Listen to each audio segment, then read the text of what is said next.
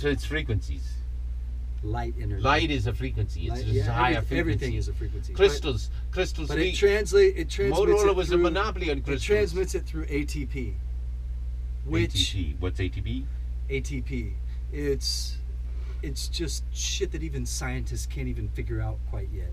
But it transmits light energy through your whole body, like in not way faster than the speed. Well, I think the fun thing is. So, but the thing is that each of those folds inside the cristae, which appear to be crystal, like colored, which is where they get the name, contain hundreds of billions of bits of information that relates to memory, which can be implanted and taken out. So the thing is that your memory, our memory, has been, parts of our past have been taken out and things have been reinserted. And so this could be why everybody else in the world is so stupid and it was so simple for me? I'm just kidding. No. Because when I came along with this idea, I said, how could this be so simple? Well, maybe. I mean, yeah, maybe. In a way it was. It was such a freaking, like, what the fuck, Oliver? I did it in 5-6 days. It wasn't like I worked a month on a project. It was like... But that's, I mean, that's inspiration, evil, whatever. It's evil unless it's strictly for the pursuit of the betterment of humanity. It's because it's like...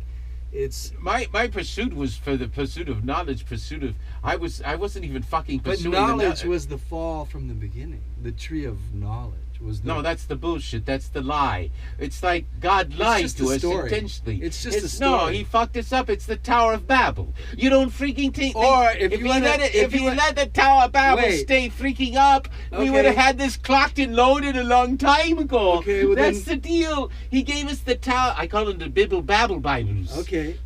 So if you want to let the biblical babble, then... No, but it's what man makes of it. It's not that the Bibles themselves are bad. And the other thing is you need to understand the hierarchy of the words. Words are not all created equal. Neither men and women. They're created differently.